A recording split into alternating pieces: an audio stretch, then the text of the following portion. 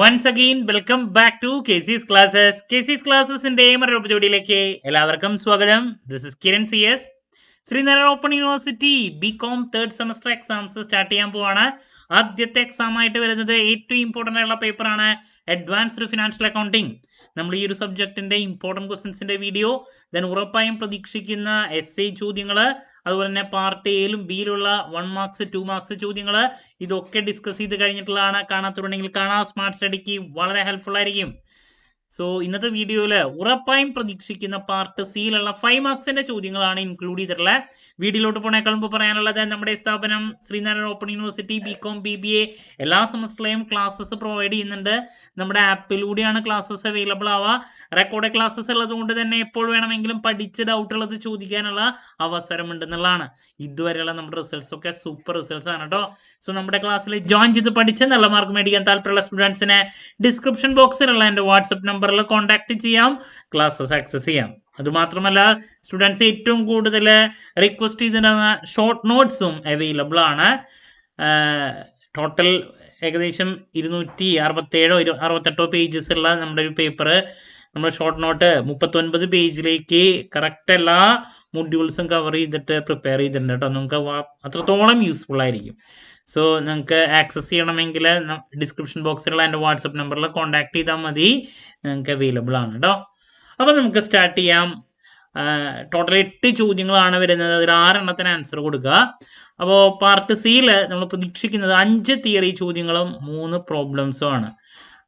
സാധാരണ ആ രീതിയിലാണ് കണ്ടുവരുന്നത്. അല്ലെങ്കിൽ 4 പ്രോബ്ലംസ് 4 തിയറി അങ്ങനെയും വരാം. അപ്പോൾ എന്തായാലും നമ്മൾ പ്രതീക്ഷിക്കുന്ന ആദ്യത്തെ ചോദ്യം ഇതാണെന്നാ പിടിച്ചോ. IFRS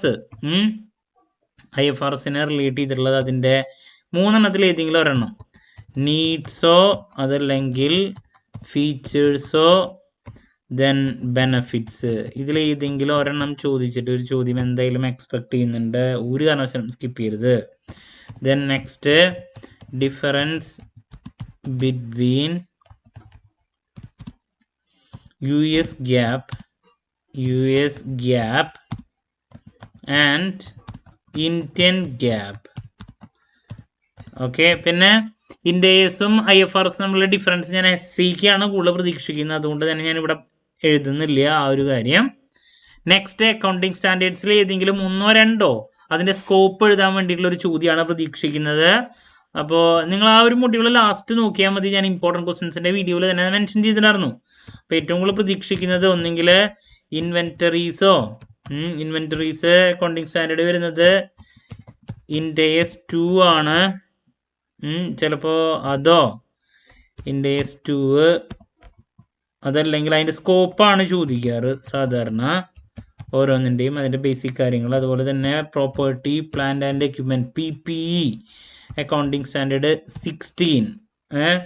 പിന്നെ ഇൻടാഞ്ചിബിൾ അസറ്റ് ഉണ്ട്, ഇൻടാഞ്ചിബിൾ അസറ്റ്സ് ഉണ്ട്, അത് അക്കൗണ്ടിങ് സ്റ്റാൻഡേർഡ് 38 ആണ്. അപ്പോൾ ഇതിലേതെങ്കിലും, പിന്നെ ഇൻകം ടാക്സ് ഉണ്ട്,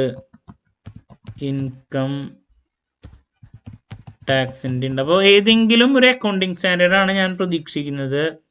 പിന്നെ ഡെഫേർഡ് ടാക്സ് ലൈബിലിറ്റി, അതിൻ്റെ കൺസെപ്റ്റ് നോക്കണം കേട്ടോ. കണ്ടിൻജന്റ് ലൈബിലിറ്റി, ഡെഫേർഡ്, അതിൻ്റെ തിയറി നോക്കിക്കോളൂ. അപ്പോൾ ഏതെങ്കിലും 1-2 അക്കൗണ്ടിങ് സ്റ്റാൻഡേർഡ് അതിൻ്റെ സ്കോപ്പ് നമുക്ക് പ്രതീക്ഷിക്കാം ബ്ലോക്ക് നമ്പർ 2-ൽ നിന്ന്. അതാണ് ഞാൻ മെയിനായിട്ട് പ്രതീക്ഷിക്കുന്നത്. നിങ്ങൾ ലാസ്റ്റ് നോക്കിയാൽ മതി, കാരണം കുറേ നോക്കിയാലാണ് അതിൽ നിന്നൊരു ചോദ്യം കിട്ടുക. ഇനി നെക്സ്റ്റ്, ഹയർ പർച്ചേസ് ആണ്. HP-യിൽ നിന്നൊരു പ്രോബ്ലം, അതുപോലെ തന്നെ തിയറി എന്തായാലും പ്രതീക്ഷിക്കുന്നുണ്ട്. കൂടുതൽ 5 മാർക്കിൽ പ്രതീക്ഷിക്കുന്നത് കാൽക്കുലേഷൻ ഓഫ് ഇൻട്രസ്റ്റോ അതല്ലെങ്കിൽ ക്യാഷ് പ്രൈസോ, ഇതിൻ്റെ ഒരു കാൽക്കുലേഷൻ വെച്ചിട്ടുള്ളൊരു പ്രോബ്ലമാണ് പ്രതീക്ഷിക്കുന്നത് 5 മാർക്കിന്. SAക്ക് കൂടുതൽ റീപോസേഷൻ, ഡിഫോൾട്ട് ആൻഡ് റീപോസേഷൻ SAക്കാണ് പ്രതീക്ഷിക്കുന്നത്. അപ്പോൾ ഇതൊരെണ്ണം. പിന്നെ ഇതിൻ്റെ തിയറി നോക്കി വെച്ചോളൂ കേട്ടോ, അതും ഇടാം. അഡ്വാൻറ്റേജസ് അതുപോലെ തന്നെ ഡിസഡ്വാൻറ്റേജസ് അതും ചോദിക്കാം. ഓക്കെ, അതും നോക്കി വെച്ചോളൂ. അപ്പോൾ എച്ച് പിയിൽ നിന്നൊരു പ്രോബ്ലം പ്രതീക്ഷിക്കുന്നുണ്ട്. ഇൻട്രസ്റ്റിൻ്റെയോ ക്യാഷ് പ്രൈസിൻ്റെ ഒരു കാൽക്കുലേഷനാണ്. റീപോസിഷൻ കൂടുതൽ എസ് സിക്ക് പ്രതീക്ഷിക്കുന്നു. അതിൻ്റെ തിയറി നോക്കാൻ മറക്കരുത്. നെക്സ്റ്റ് റോയൽറ്റി ആണ്. റോയൽറ്റിൻ്റെ അക്കൗണ്ടിങ് ട്രീറ്റ്മെൻറ്റ് ചോദിക്കാം. വളരെ സിമ്പിളായിട്ടുള്ളതാണ്.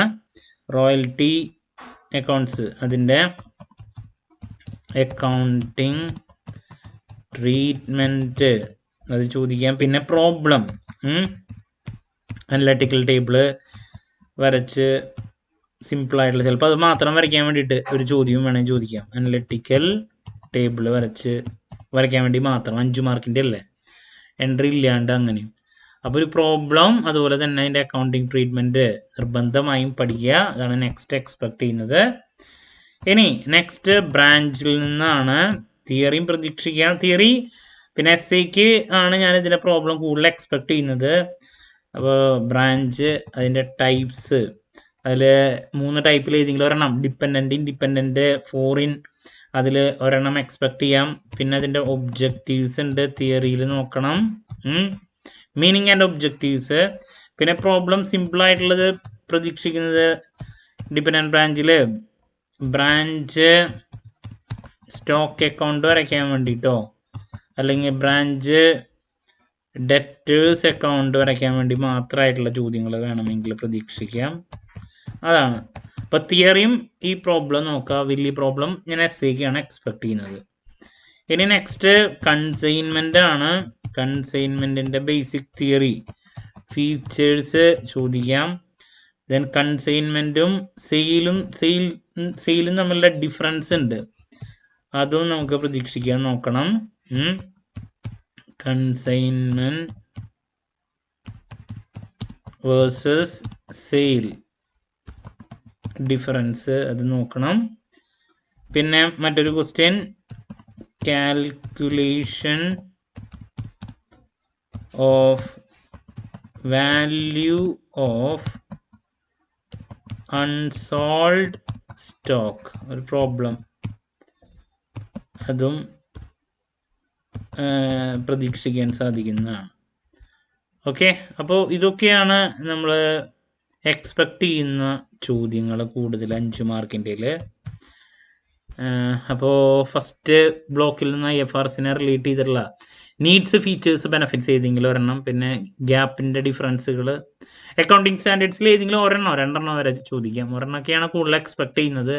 അതിലൊരുപാട് അക്കൗണ്ടിങ് സ്റ്റാൻഡേർഡ് ഉണ്ട്. അതിൽ ഏതെങ്കിലും ഒരെണ്ണത്തിൻ്റെ സ്കോപ്പ്, അതിൽ inventories, PPE, intangible asset, income ടാക്സിനൊക്കെ കൂടുതൽ ഇമ്പോർട്ടൻസ് കൊടുത്ത് പഠിക്കുക. പിന്നെ പ്രോബ്ലത്തിൻ്റെ ഏരിയയിലോട്ട് പോകുമ്പോൾ HP അതിൻ്റെ അതിലെ പ്രോബ്ലമായിട്ട് ഇൻട്രസ്റ്റ്, ക്യാഷ് പ്രൈസിൻ്റെ ഒക്കെ കാൽക്കുലേഷൻ, അതിൻ്റെ തിയറി നോക്കുക. റോയൽറ്റി അക്കൗണ്ട്സിൻ്റെ അക്കൗണ്ടിങ് ട്രീറ്റ്മെൻറ്റ് പഠിക്കുക. അനലറ്റിക്കൽ ടേബിൾ നോക്കണം. അതിൻ്റെ പ്രോബ്ലം അനലറ്റിക്കൽ ടേബിൾ വരയ്ക്കാൻ വേണ്ടി മാത്രമായിട്ട് ചോദിക്കാം, അല്ലെങ്കിൽ എൻട്രിയും കൂടിയും ഇൻക്ലൂഡ് ചെയ്തുള്ള പ്രോബ്ലം ചോദിക്കാം. ബ്രാഞ്ചിൻ്റെ തിയറി 3 ടൈപ്പ് നോക്കണം. പിന്നെ പ്രോബ്ലത്തിൽ ചിലപ്പോൾ ഈ പറയുന്ന ബ്രാഞ്ച് സ്റ്റോക്ക്, ഡെറ്റേഴ്സ് മാത്രമായിട്ടുള്ള ചോദ്യം ഇടാം. കൺസൈൻമെൻറ്റിൻ്റെ features, difference between consignment and sale നോക്കണം. ഞാൻ HP വിട്ടുപോയൊരു കാര്യം, ഹയർ പർച്ചേസും ഇൻസ്റ്റാൾമെൻറ്റ് സിസ്റ്റം തമ്മിലുള്ള ഡിഫറൻസ് കേട്ടോ, അത് നോക്കണം. HP versus instalment system theory ഉണ്ട്, അത് നോക്കി വയ്ക്കുക കേട്ടോ.